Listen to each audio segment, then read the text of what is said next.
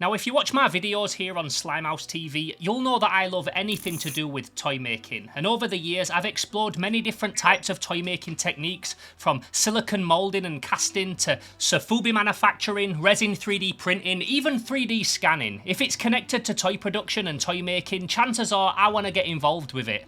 But there's one type of craft in the world of toy making that up until recently I'd only ever barely scraped the surface of, even though it had been on my list for a long time. And I quickly realised after giving it a go that not only was it going to be way harder than I'd ever imagined, but also maybe even one of the most challenging crafts that I'd ever attempted here on the channel.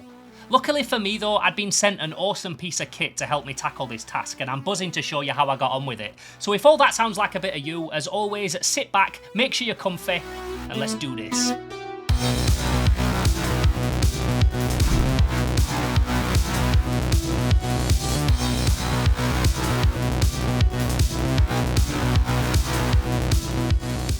So what I've got here is a brand new 4423 heavy duty sewing machine from Singer. Now this was sent to me by Singer, very kindly gifted to me for this video and for this project and for future projects obviously, and I could just tell straight away while I were unboxing it that it were going to be an awesome bit of kit for my new journey into learning sewing. Now I know what you're thinking, I know what you're going to say.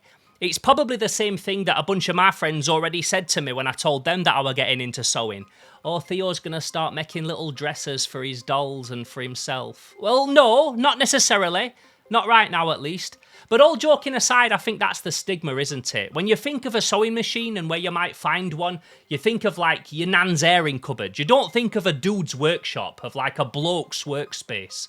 But I honestly think it's a super useful skill to have in your arsenal, especially in the world of toy making and crafting and model making. In many ways, I feel like no workshop should be without a sewing machine, and it could also be argued that sewing is as much a part of traditional action figure production as plastic is. Now I'm not going to go on a big massive deep dive about how soft goods have been used in toy production since basically forever, because they just have, and honestly it's kinda impossible to think of an era of toy making where fabric, cloth or fur hasn't been worked into the design in one way or another. And even though it might not be the first thing that comes to mind when we think about how toys are made, especially action figures, using material and soft goods has always been a massive part of the process.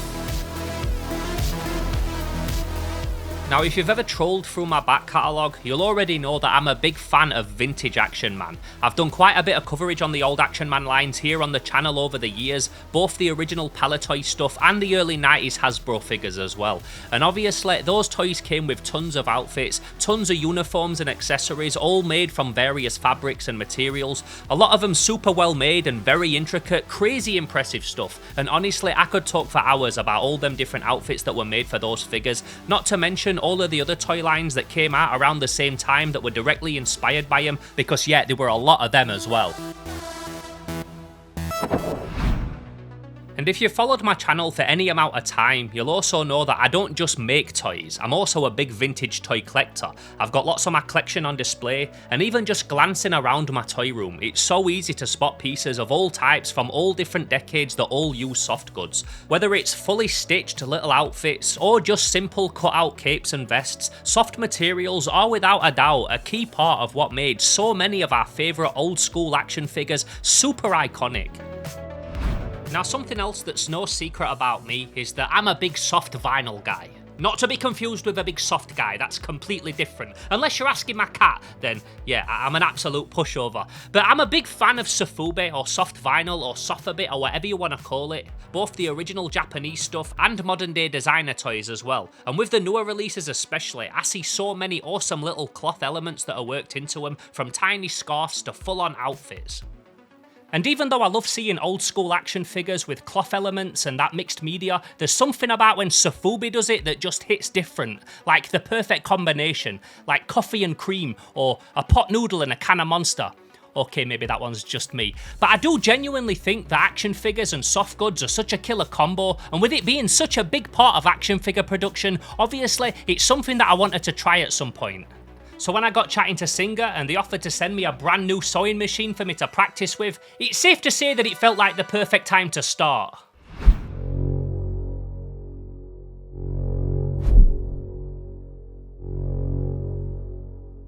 Now before I could actually get stuck into any sewing, I had to learn how to set the Singer up, which is not something that I was totally unfamiliar with. I have used sewing machines before, briefly, and they're usually always pretty similar when it comes to threading them up and getting them running. I also knew that whatever I were doing here is something that would have to become like second nature to me, because if this Singer was anything like the machines that I'd used in the past, I'd probably be rethreading it 100 times over again and again before this video was finished.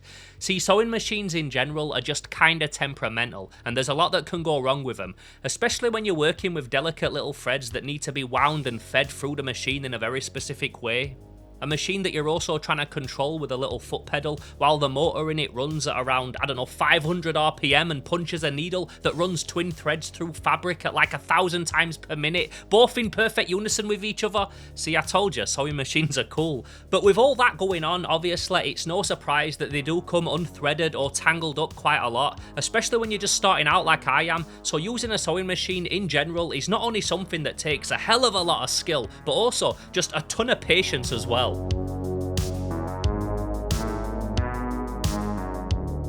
So now that I had everything set up, I then needed to work out what I was going to do in terms of patterns. Usually when you're sewing anything, you'll work from some kind of paper pattern. It could be one that you've designed yourself, or one that you've printed off the internet or bought in a pattern book or whatever. The thing is with me, not only was I wanting to create little outfits for figures, so I was having to look specifically for doll clothing patterns, I also don't actually have a regular paper printer at the minute. I do, however, have a big X-Tool laser cutter, so I decided that I would find some simple patterns online that I would then redraw over on my X-Tool software and then cut them out of 3mm basswood on the laser cutter.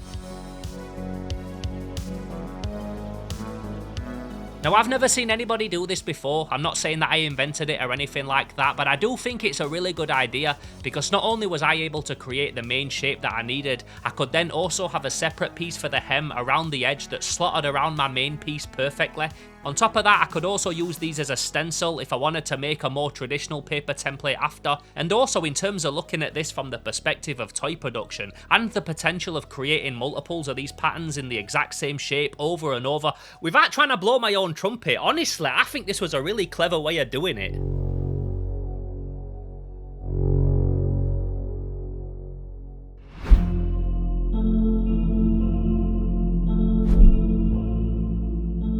Now, the first thing that I tried to make was just a basic simple t-shirt, like nothing fancy and not even anything for a particular toy, just something at a smaller doll-sized scale that would hopefully help me get my head around sewing stuff this small, following seam lines and also attaching sleeves, which, spoiler alert, became one of my biggest challenges throughout this entire project.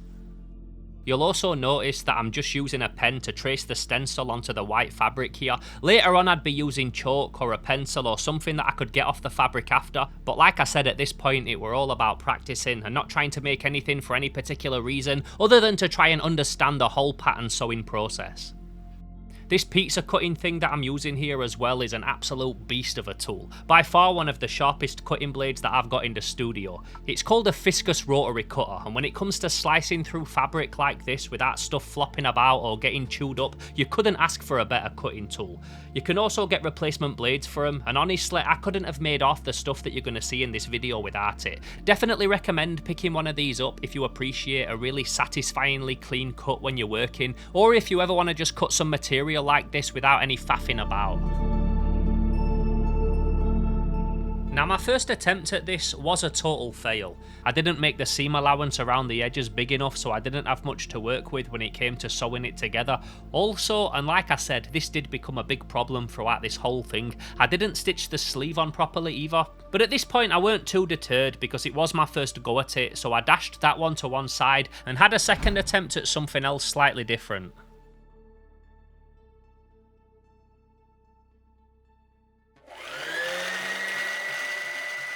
Now, I'm a big fan of The Warriors. It's pretty much my favourite film of all time, and in that movie, the gang wear these leather vests, so I thought it'd be cool to maybe try and create something like that, this time using a pattern that I'd made with a bigger seam allowance, and I also thought because a vest like this doesn't have sleeves, making one for a toy should in theory be pretty foolproof. I were also cutting this out of fake leather, pleather, which I always enjoy working with. It cuts really nice and the edges don't fray. It's nowhere near as satisfying as working with real leather, but it's still good and is nice and cheap. The only downside is that if you put a hole in it, it's going to stay visible. So you don't want to be stitching something and then unpicking it and stitching it again, because you're going to be left with holes in it that you can't get rid of. So as much as it's nice to work with, there's definitely a downside and it can be a little bit risky if there's a chance that you're going to mess it up.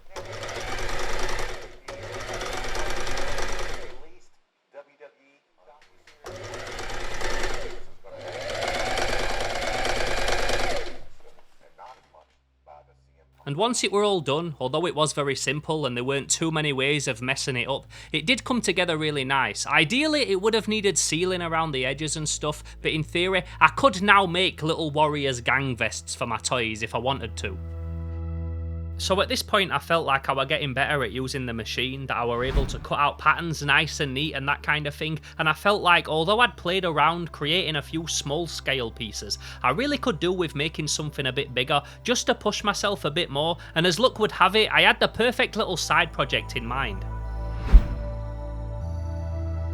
So what I've got here is a big random offcut of some old army surplus canvas kind of material. I believe it's the same stuff that they used to make army rucksacks out of or something like that. And I've had this like 15, 20 years. My friend, she gave it me years and years ago, and I've used little bits of it over the years, but this big main piece I've always saved for something special. And I figured that while I had my sewing machine out and I was learning patterns and copying patterns and all that kind of thing, rather than just concentrate on little tiny pieces, it would be pretty handy to maybe make something that's more larger scale, just to try and understand patterns and stuff a little better, and cutting and sewing curved edges and seams and stuff. So I'm going to try and make myself a new workshop apron. Now I do have this one that you will have seen me use in many videos before, and this one is what I use when I'm like doing painting and resin and that kind of thing, but I want one that's a little bit neater, a bit nicer, because I figured that making an apron can't be that hard. You can't really mess up an apron. It's just one big shape. So providing I can like copy this exact and put it onto this material and sew a seam and things around it, I can't really go wrong. But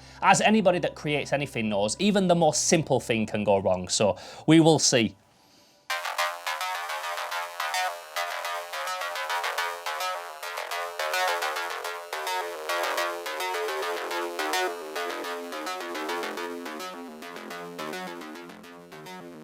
Now I get that this might all seem like a little bit of a diversion making this, but it's something that I really needed to do. Like I just mentioned, that leather vest that I'd made had a bunch of round edges that ideally needed hemming. Same with that t-shirt, that had got a collar that I couldn't work out either. So with this apron having some nice big curved edges, I figured that I could finally work out those hems that I'd been struggling with, without having to fight with tiny little pieces of annoying fabric, and hopefully I could make something cool and useful as well in the process. On top of all that, I'd also been getting some messy spaghetti looking stitching on the underside of everything that I sewed, so working on something this big would hopefully give me a much better shot at trying to figure out the singer's tension settings, because when you're working on tiny clothes you can't afford messy cotton building up on one side. It won't sit right on the figure, it'll look messy and scrappy and unprofessional, and that's definitely not what we want. Another challenge with this apron as well was that the piece of camo material that I were using was a weird shaped offcut, a crazy shape, so I couldn't just cut the thing out from one piece, so I had to measure and cut 3 separate pieces, then stitch them sections together to make the shape that I needed. Bit annoying, bit of a mess around, but again, all good learning. See, I don't ever mind running into a problem when I'm making something, as long as it's a problem that I can solve. A problem that's solved now is hopefully one that I won't have to work out again in the future. So whenever I hit a snag when I'm doing stuff, I try to see the positive side and use it as an excuse to learn something new that I can then keep in my arsenal of workshop knowledge for later. So this here is that tension problem that I was talking about, when you've got a really nice stitch on one side and then on the other you've got a load of bunched up messy spider web. And from what I've found out, this is all down to your tension being off or your bobbins not being wound right. Now if you ask anybody that knows me, my bobbin probably hasn't been wound right since I was a little kid, but unlike my messy brain, this messy thread can be unpicked and fixed, and after a bit of playing around with the tension wheel and getting everything dialed in and properly in sync, I started getting that real nice neat stitching that I were aiming for. So now that were all sorted, I then had to make the pocket for the front, which obviously I measured out in the age-old traditional way that all professional seamsters do it, using a copy of The Violent Breed on X-Rental VHS, starring the legendary Henry Silver. And this was all very easy. I just marked out exactly where I wanted it to go using chalk, the same way that I'd measure out anything that I were making, whether it was sewing or not. So this was one of the few times in this entire project that I actually felt like I were doing something that was vaguely familiar territory. What are you doing, little boy? Do you like my apron? Do you like it? Let me get an eye go out your eye. Look at you. Come here. So now that all that were done, all I had to do next was add some straps to the neck and the waist. And I decided to make them adjustable, just so I had the option to change the length of them depending on what I wanted to wear underneath. In summer this studio's boiling and I might only wear a t-shirt, but in the winter it gets really cold and I might have 2 jumpers on, a hoodie and an hoodie, so I wanted to be able to make sure that I could adjust my straps to accommodate for that. It were handy for me as well because I already had a bunch of these clips from my paracord bracelet making supplies. Again, nice to use stuff that I've got laying around that I've kept for a while, keeping them for the right project. So once they were all cut down to size and stitched into place, the apron was all done and it were time to give it a little test fit.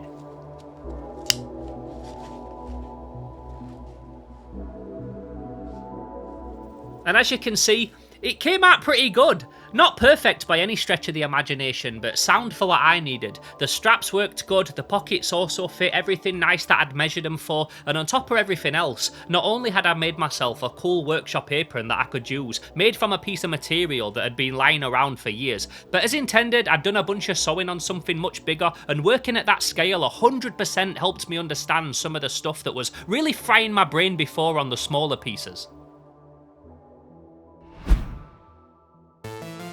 So by this point, I had sewed quite a few things, both on and off camera. Other than the apron though, all of it was pretty waste, man. Nothing to really write home about. I did also think though that by this point in the time that I'd been doing it, I had had quite a lot of experience, I'd done quite a bit, and it were probably time to go back to the small scale stuff and try and tackle that dreaded sleeve. So I went through the same process as before, laser cutting out the shape of a t-shirt in wood, only this time a little bit bigger with an even wider seam allowance so I had lots to work with. I then cut all those shapes out of some fabric which I just took from an old pillowcase. Well, I say old, I actually took it from my bed, but I ironed it all out nice and flat, and then also to stop it moving around rather than pinning it, because pins can sometimes get stuck in the way when you're sewing something this small and intricate. I used a fabric glue pen, which are really handy for making sure that stuff stays where you want it to.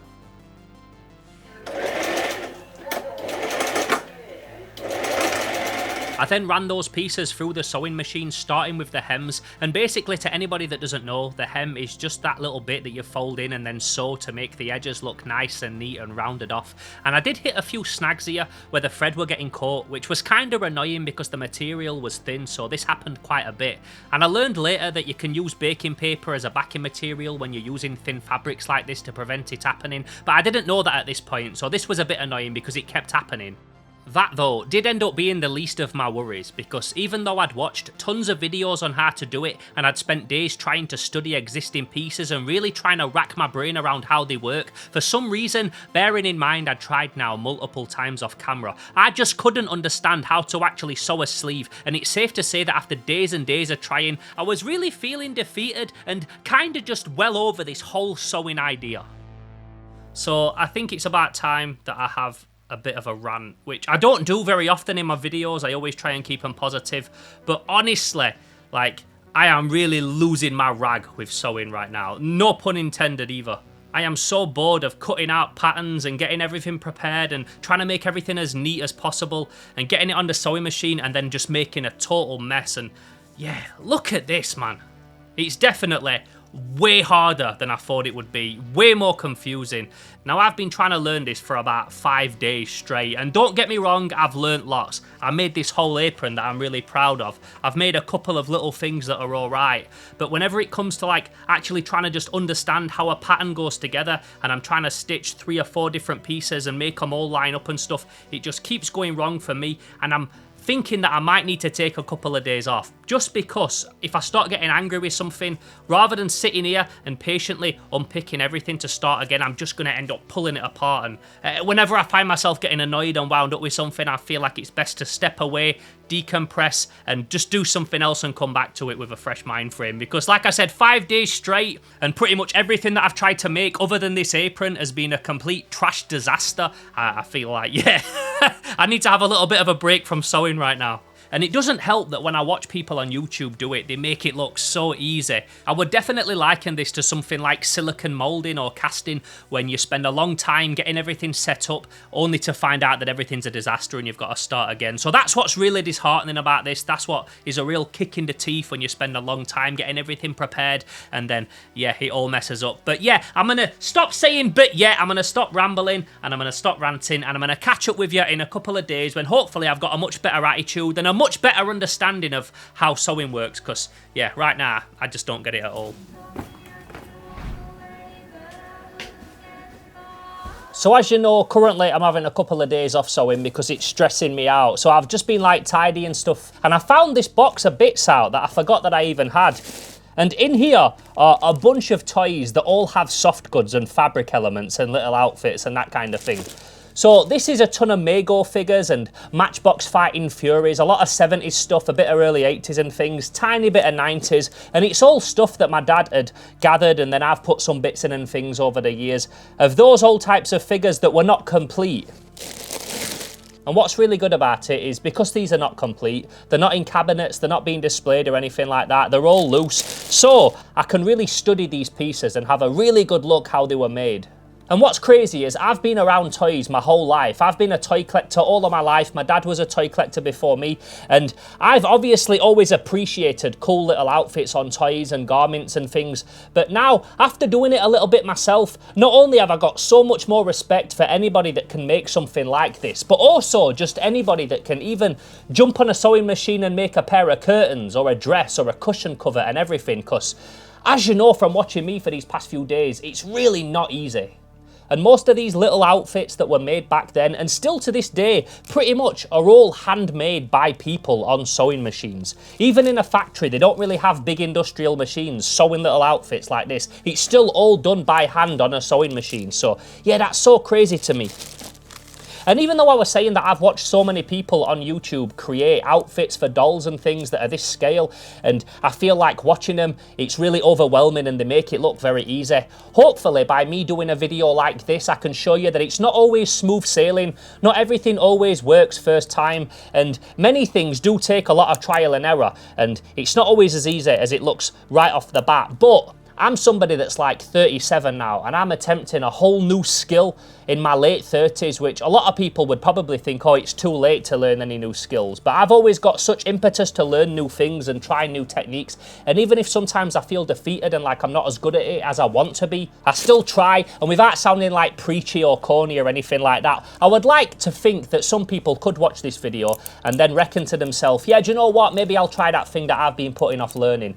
Because yeah, even though it's not going great right now, I'm going to stick with it. And seeing these little outfits that are made and things really does give me the impetus to become good at it. Because even though I know I'm never going to be amazing, I'm never going to be able to make something like this or like some of the other stuff that's in this box that are just like mind-blowing to me now, hopefully with a little bit more practice, I'll be able to make some stuff that's simple and that I'm happy with. And who knows, maybe you will too. So I'm going to keep looking through this box and keep studying some of these pieces, some of these amazing pieces. I mean, look at this one, the Fighting Furies Pirate Samurai. So awesome, man. But yeah, I'm getting distracted. I'm going to keep looking through these. I'm going to keep studying how they've done some of this stuff and how simple they've stitched it and how not simple they've stitched it in some cases. And I'm going to catch back up with you in a couple of days when I'm ready to sit down and really try and nail this this sleeve that's really like not going into my brain right now. I'm really struggling with it, but not forever. We're going to get it. We are going to get it.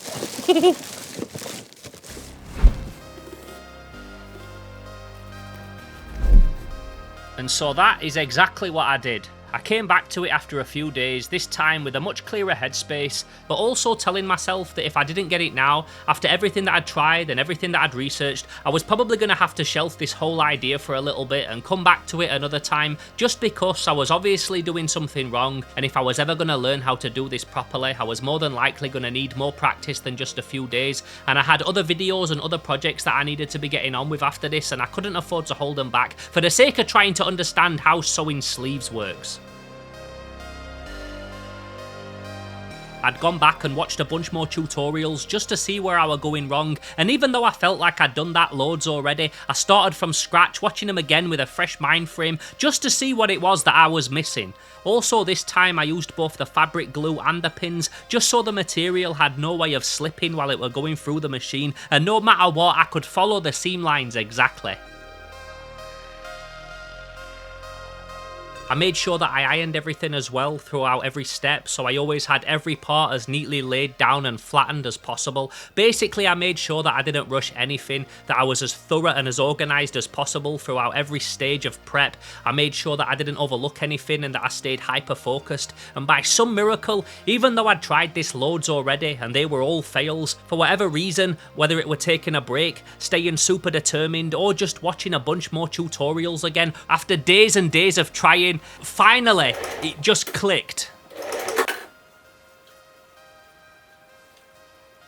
Finally! Jeez! Right, so I don't want to jinx myself, but I feel like I've worked it out. So it's ugly, it's not sewed very well, it's not the nicest colour, it's like a weird hospital gown thing, but I've at least figured out how to sew a sleeve, which is what so far was my biggest obstacle that I had to overcome. I just couldn't work it out, as you know, because in the last scene I was ranting about it. Now this was just a random t-shirt pattern that I got offline, so it's not made to fit a Sofubi or anything like that, and it's supposed to have Velcro down the back like that, but I could pin it or something. I could put Velcro on it and make some kind of Jedi robe, could put a little belt around the waist or something like that. You see, what was super confusing to me about sleeves is that if that's the shirt and that's the sleeve, look, it just doesn't look like it's supposed to fit. So you have to kind of fit it there and then roll it on in reverse. And even now looking at it, it doesn't look like it fits, but I kind of just worked out how you're supposed to do it. I pinned it there, pinned it there, pinned it at the other side, and then pinned it loads in the middle, and just did it really slowly, even slower than before. And now I feel like I've kind of got it in my head how it's supposed to go. So what I'm going to do now is I'm going to cut out another bunch of shapes and make another one of these that's identical to this. Maybe a different colour just to switch things up, a different material. But I'm going to make another one just to make sure that this wasn't a fluke. And then hopefully I'll be cooking with gas, and the potential for me making little tiny outfits with collars and with sleeves on my Sofubi and on my little figures and stuff will be infinite potential. I feel like I've actually finally got it. Finally.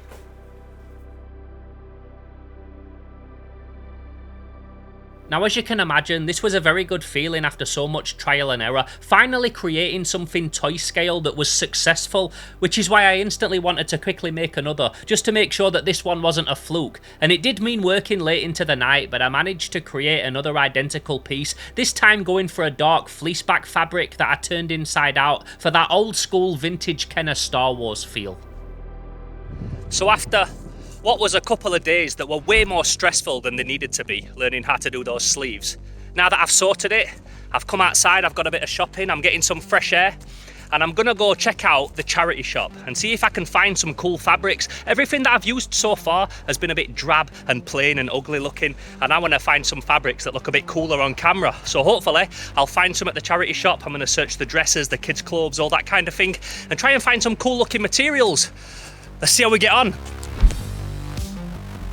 Now, being somebody that's a toy collector and just someone who in general can't resist looking for old second-hand tat, I'm no stranger to charity shops or thrift stores or op shops or whatever they're called in your part of the world. I've got to be completely honest though, the woman's dress section is not usually the first place that I look for the things that I'm interested in. But for just a quick stop at a pretty small charity shop, I was honestly kind of spoilt for choice with all the cool patterns and colourful choices that I was seeing, and I ended up coming back with a decent little selection of potential future Sofubi soft goods.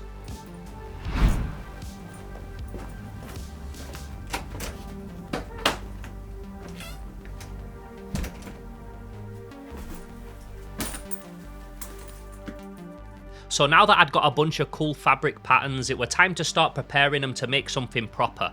Now all the stuff that I'd bought here were all pieces that I'd specifically chosen because they weren't too stretchy or thin, and because I just needed big flat pieces, I thought the best thing to do first was get them all cut up and stripped down so I knew exactly what it is that I were working with. In the little break that I'd had as well, I also invested in some new equipment, including these actual fabric scissors because the ones that I were using before were just not very good for cloth cutting. I'd also bought some better cotton snipper shear things too, and splurged out on some much better thread, one that doesn't snap as easy or fray. So between that and the fabric glue and the tape and the clips and everything else that I'd bought, I felt like I had everything that I needed to be totally fail-proof. And sometimes when I delve into a project like this, I can feel like I've gone overboard and bought more things than I needed, but honestly, all the stuff that I got in this video were all so handy and I ended up making good use of all of it. As always though, this did mean spending more cold hard cash, so if you ever want to help support projects like this, help me try new things and just contribute towards everything here that I'm trying to do with Slimehouse, then I do have a Patreon that you can join.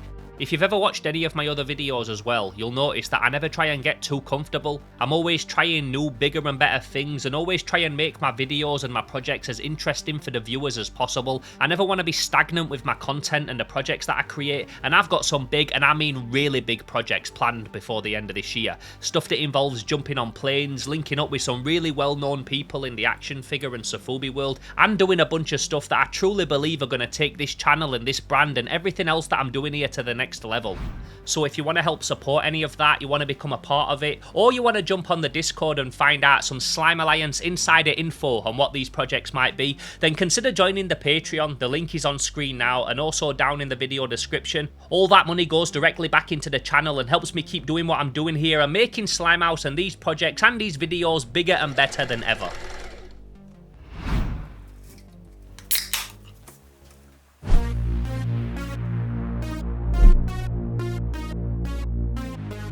So now that I were well on my way to making a bunch of funky little outfits, I took a little break to pick out some figures from my Sofubi shelf that I thought might look good in a little bit of Slimehouse Kaiju couture.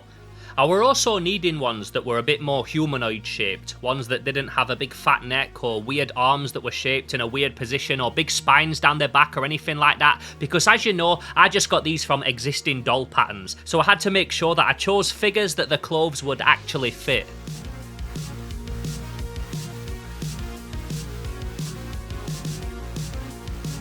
What were also really satisfying about this point in the project as well is I felt like I'd hit pretty much every problem that I could run into while doing simple sewing like this. So if anything did go wrong, I was able to quickly rectify it. Again, like I said earlier, always good to have that fix in your arsenal. And after a couple of days of working on these on and off, I ended up with a really nice little selection of Sofubi outfits or Sofubi outfits, and I couldn't wait to show them to everyone.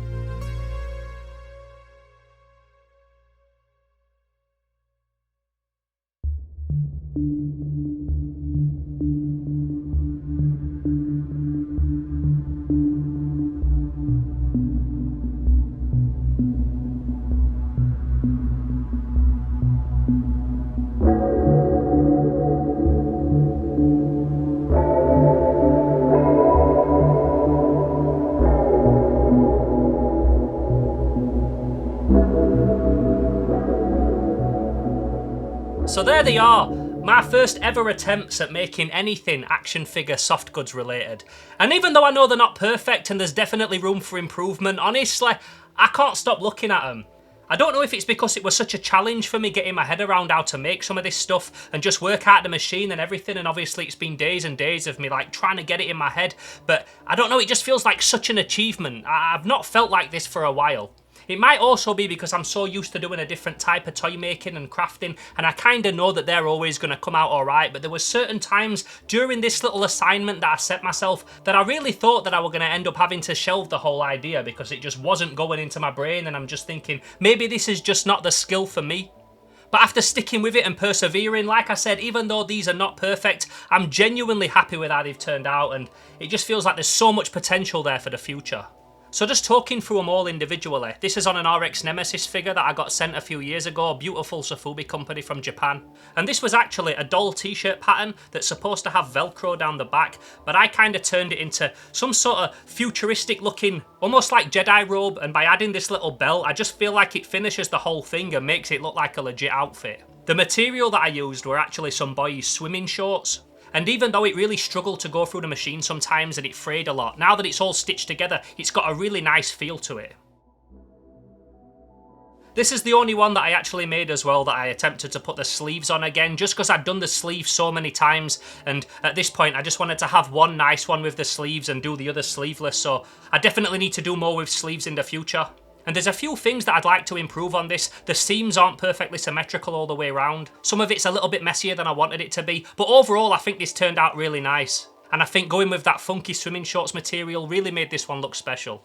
Now this is the pattern from the leather vest that I stitched at the very start of the video, and because it were oversized on all these toys that I put it on, again I decided to make a little belt and wrap that round the waist like a sash, and it almost makes it look like some kind of Street Fighter karate gi, maybe even like a sumo warrior gi or something like that. Really happy with most of the stitching on this one as well. It's not perfect, but it's a lot neater than that. I used the exact same pattern on this one as well. This was my second attempt, and I really like the zebra print on this one. When I thought about going to the charity shop, or the thrift store, or the op shop, or whatever you call them where you're from, I thought it would be really cool to get some zebra material, almost like them old Zuba wrestling patterns.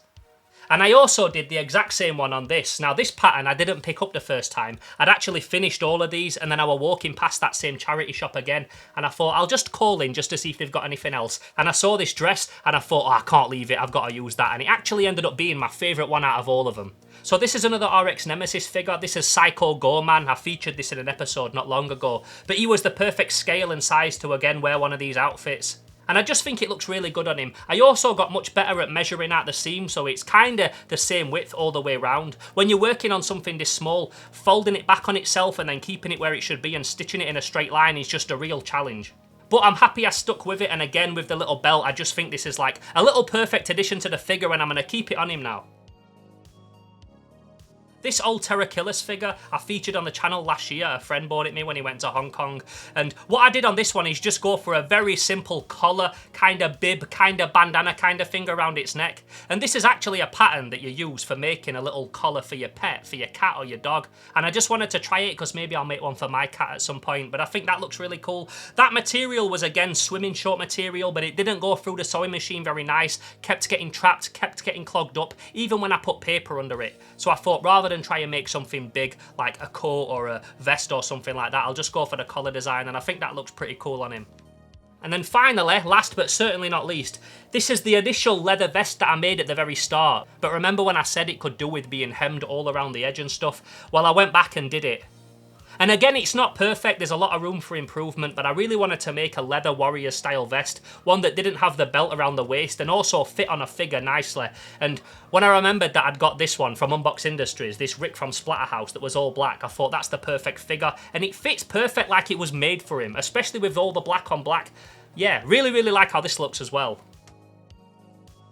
So that's what I've made so far. Like I said, very happy with them, but definitely room for improvement, and I feel like I've learned so much in just like the week and a half, 2 weeks that I've been playing with this stuff. I think going into this I was a little bit naive. I didn't realise it was going to be so hard.